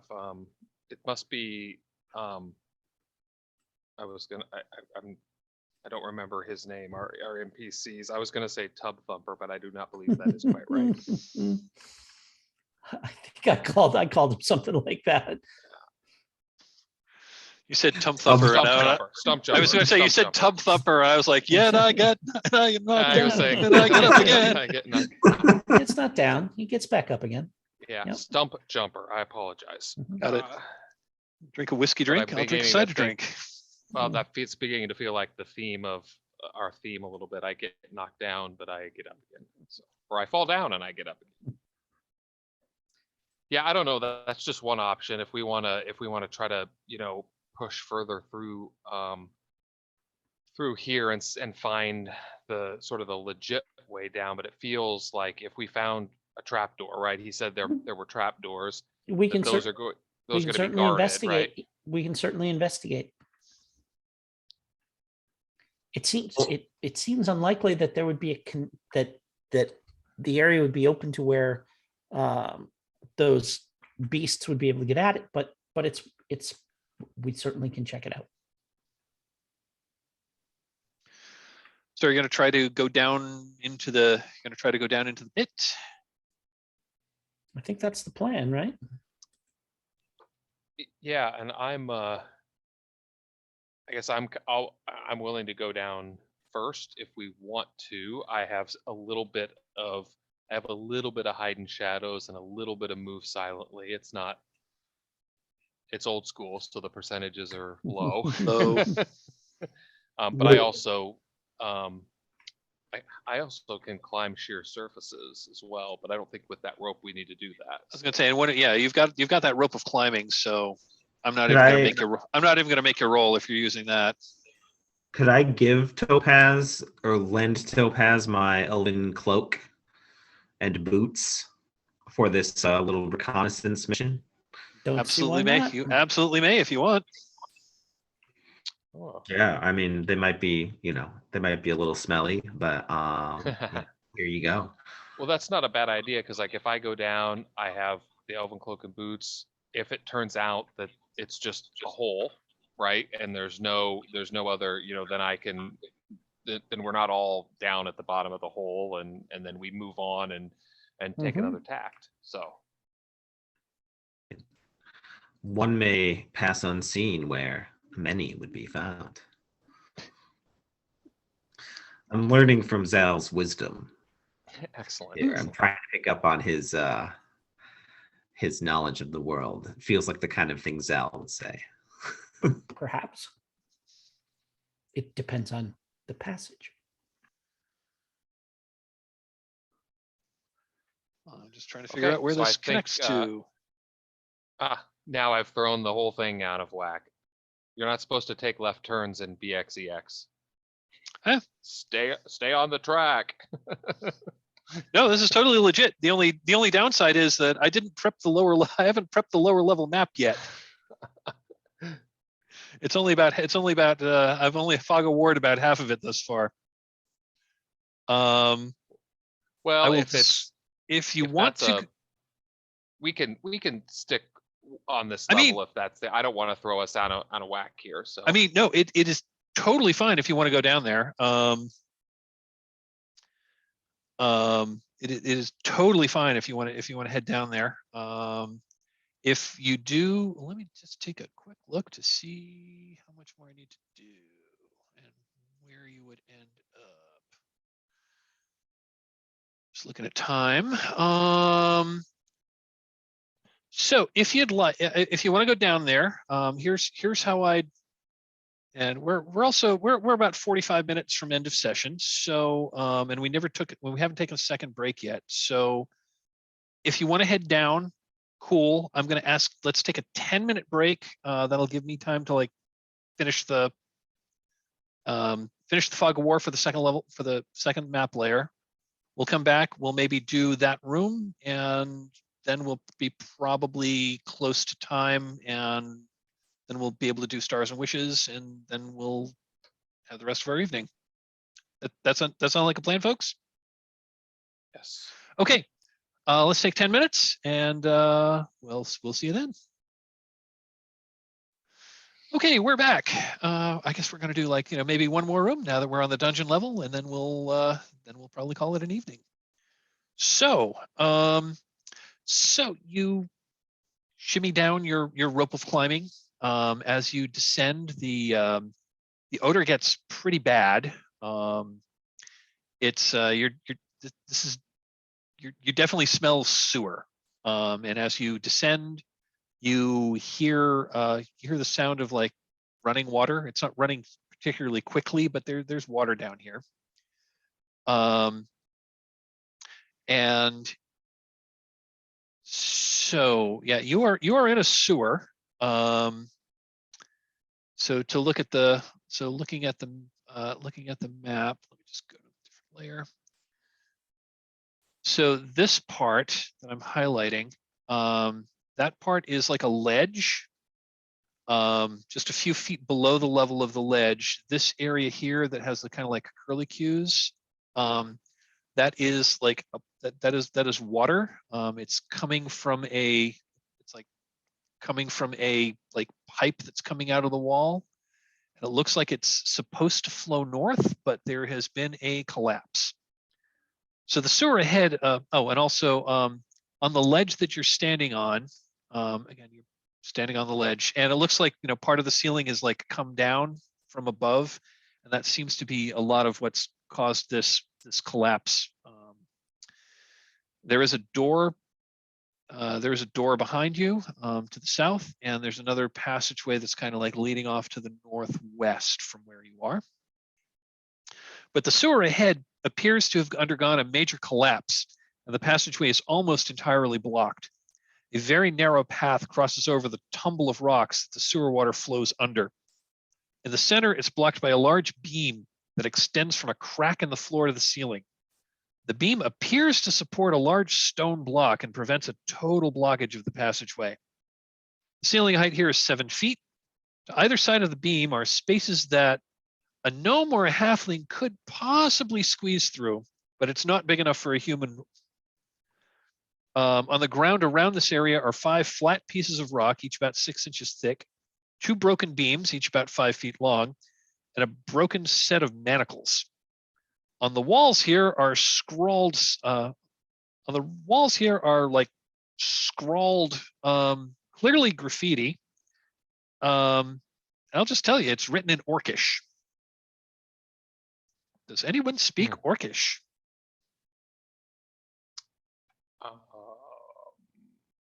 I do not think so. I don't think I got anything but common in my alignment language. So pretty pictures. Yes, and those like it's. I almost think that I almost think that Orcish script almost probably looks like black letter, but like black letters, like Gothic black letter script. But yeah, you can't read it. I mean, you recognize it as Orcish, but you don't really know what it means.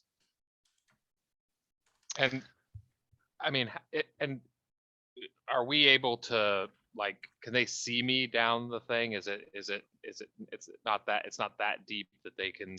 It's 30 feet down and it's pitch dark down here. Okay. There is no light. There's a little tiny bit of I take that back. There is light down here because the ceiling above was open, so there is some light that's coming down here. But you're like 40 foot down a shaft, and the sun's in the wrong direction. So there's feeble shadowy light in here. I will nuke one of my oil vials of oil. Poured into I my. actually have torches too if we need to. So I have an actual lantern. Ah. I thought to bring a lantern, so I will pour some oil into my lantern, light it up. Okay. Pass it down. The cool thing about the lantern is you can close it so that it's not, if you need it to be dark, you can do that. So, and I think it's more light than a torch too. So, yep. So I'll hand my lantern down so they can kind of look around with the lantern. Okay.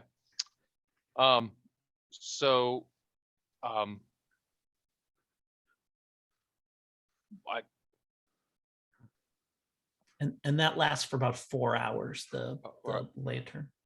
Okay. Per flask of oil. So I'm actually going to, given that it's pretty rope of climbing, it should be pretty easy to skinny up and down.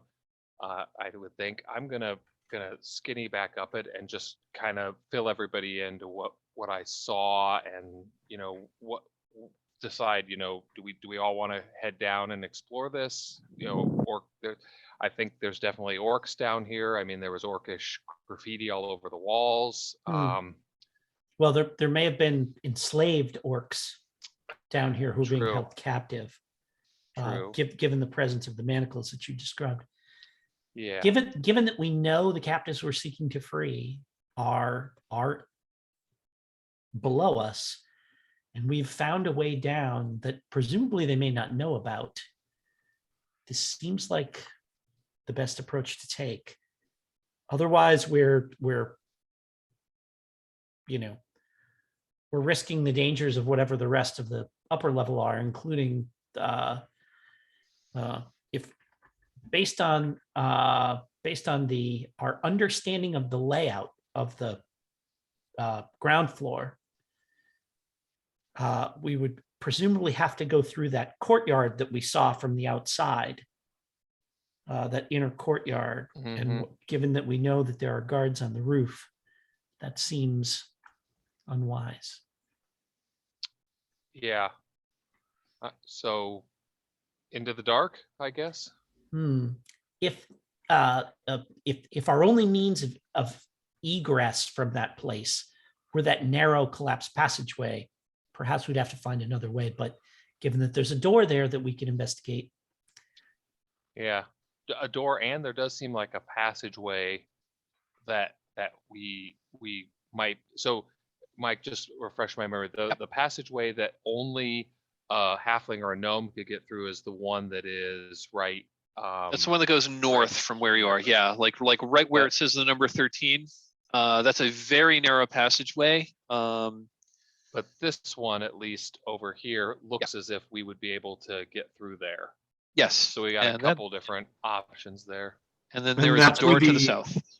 That's where the water is draining out to the north also, right? Yeah, the water is draining to the north. It's going under. It's like going under and through the rocks and the blocks that have fallen down. Yeah, that's like on the right there. That thing, the little swirly. Exactly. I was just thinking, one idea. I mean, if there was ever a reason why we wanted to flood this area, we could collapse that tunnel completely. Perhaps, yes. I don't know. Just an idea. We could also theoretically see if Stump Jumper could, at least go in there a little ways just to at least recon and see what's on the other side of that as well, because he's a halfling, right? Perhaps. But that could be risky because Sending we him could in bring on his the. sending him in on his own. Yes, seems. I was just thinking at least like into that little passageway a little bit, enough that he could see what was on the other side. But again, it might be dangerous because it doesn't look very stable. Agreed. Well, we have this door in front of us, shall we? Head down. Indeed. You're going to take the door. Mhm. Yeah, Okay. which I think we'll want to listen and check for traps. Per usual. The usual. Okay, let me see what's on the other side of the door there.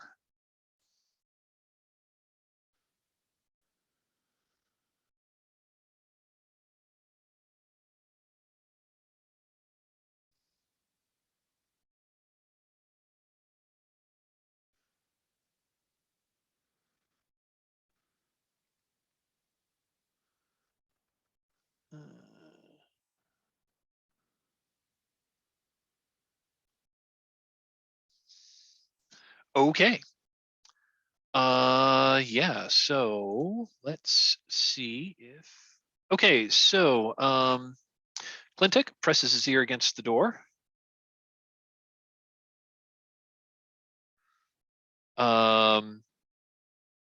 Again, motions for you to be quiet, and, he's got a concerned look on his face as he's like squints and, yes, tries to discern what's being said, and then he turns to the rest of you and says, there are orcs definitely in there. There's I hear at least 4 distinct voices, and they're speaking in Orcish.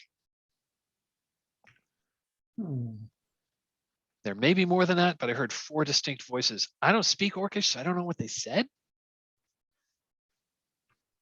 So as a player, how do we know how many languages we get? It didn't even occur to me to think of that as being. That's a good question. Hold on. Give me just a moment. I'm not entirely sure. Is it tied to your intelligence score, maybe? Demi-human. I was thinking some demi-humans. No, I guess they don't. I was wondering if demi-humans. I know some of the classes it just tells you, like acrobat, it just said alignment and common. Oh yeah. Okay. Yeah. Your class does tell you what languages you speak. Like but I wonder Also- if intelligence. I thought in the old Characters days with intelligence high did it intelligence may also choose additional languages from the list of languages available in the setting. So Yep. it says here 13 to 15 has 1 additional language, 16 to 17, 2 additional, 18, 3 additional. Oh. Yep. So if anyone wants to say that they can speak Orcish or some other language, Orcish would definitely be useful around here. Goblin would probably also be useful. I definitely will not be choosing any extra languages. I've got intelligence I've got intelligence 14. So why don't I just take Orcish as one of Okay. as my bonus language that will let us then. Fantastic. So I'll tell you what you recognize you recognize the graffiti as just Orcish graffiti. There's one which says elves are fairies. There's one which says Grum the kobold takes baths, curse him. Mm-hmm.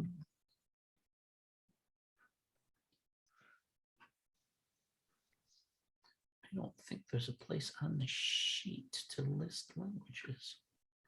Is there?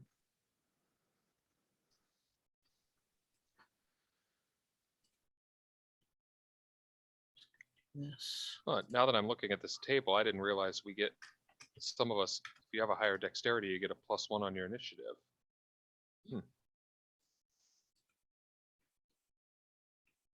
but that's, I think in OSE, the individual initiative is just Yeah, that's an optional. It's an optional rule. Yeah. I've been just doing group initiative, You roll, one of you rolls a d6, I roll a d6, True. and whoever gets the highest goes first. Yeah, I forgot about that. There are times when there may be times when individual initiative might make more sense, but I'm just trying to keep it, you guys go, good Yep. guys go, bad guys. Like we figure out whether the good guys or the bad guys go first, and then we'll just do it as groups. So, I'm just going to say that, if you're, I'm just going to say that Zal, I mean, the creatures on the other side of the door are not really trying to make much attempt to hide, but it's orcs. You can pick up a few words of Orcish if you try to listen, but they just seem to be having like normal conversations. They aren't like you don't hear. They're just like having normal conversations. Sounds like maybe some of them are playing. Sounds like some of them might be playing some kind of a dice game. Sure. That completely makes sense.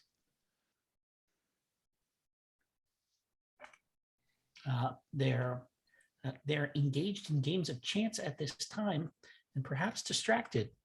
If we seek to press our advantage, now would be the time to do it.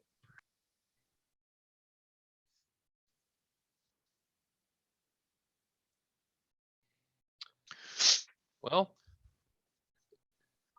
what is the plan?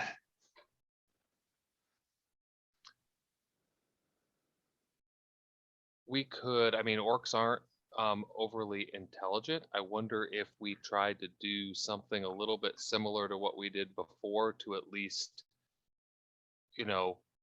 with the elven cloak, right? Maybe we could surprise them or something. I don't know. Or do we want to just bum rush in there and hack and slash?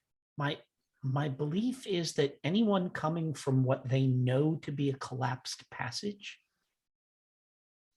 would be met with even more suspicion than we were met with upstairs.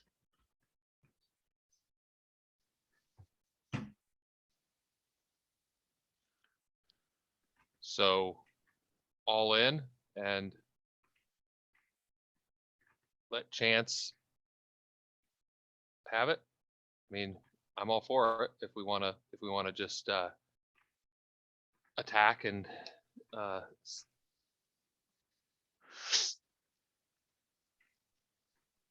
Yeah. It we could does, try it. it does not sound like they were expecting. It does not indeed. It indeed does not sound like they're expecting an attack, at least from this direction.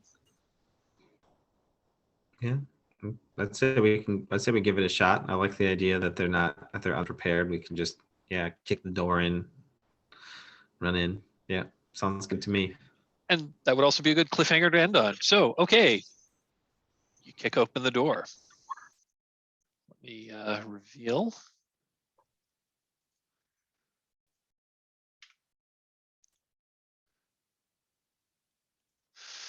Okay, so this is an irregularly shaped room that's apparently been enlarged by the inhabitants down here. The western half of the chamber is raised about 6 feet above the level of the sewage, and there are 3 passengers that enter the west side. Looks like they each go down a short flight of stairs to reach the room. Or I'm sorry, from here they go down to passageways that each lead off to the east. Eastern half of the area appears to have been recently dug. It has dirt floors and a ceiling supported by beams. The stone wall connecting it to the western wall has been partially removed. They dug through together. There are, and in this room are 6 orcs and an ogre. The orcs are. The orcs seem to be playing. The orcs seem to be gathered. The orcs seem to be like gathered around, playing a game of chance. The ogre is on the southernmost.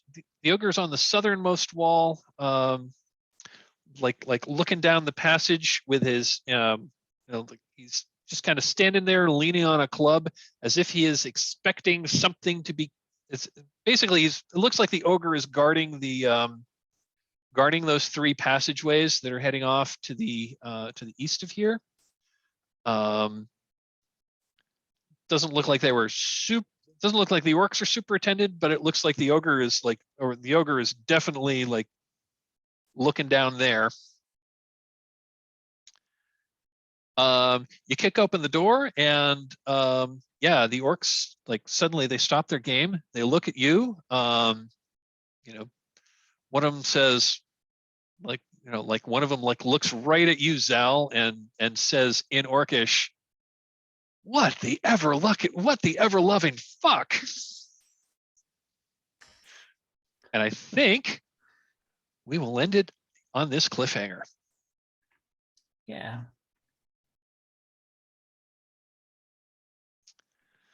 So that was session 2 of Slave Pits of the Undercity. I just, for those, just for anyone who's watching and who has played Slave Pits of the Undercity in the past, will have noticed that I am running far fewer monsters than the adventure calls for, because the adventure assumes that you are playing. The adventure assumes that you have like 6 to 8 characters. Yeah, that you've got a big ass tournament D&D table. Yeah. So I've been basically having them. I've been having the numbers, just to make it a little more, you know, just so that like every encounter isn't clearly going to be a total party kill. Just because I don't like to run that many characters, and since we're playing online, that many characters really doesn't work in an online game. So that was Slave Pits of the Undercity, Chapter 2. Next week, we should have another player joining us, and this is actually be a really good place to add another character. So I'd like to do a little debrief after this, but I prefer to do that off camera. So I am going to end the recording. Thanks everyone for watching, and have a pleasant evening, everyone.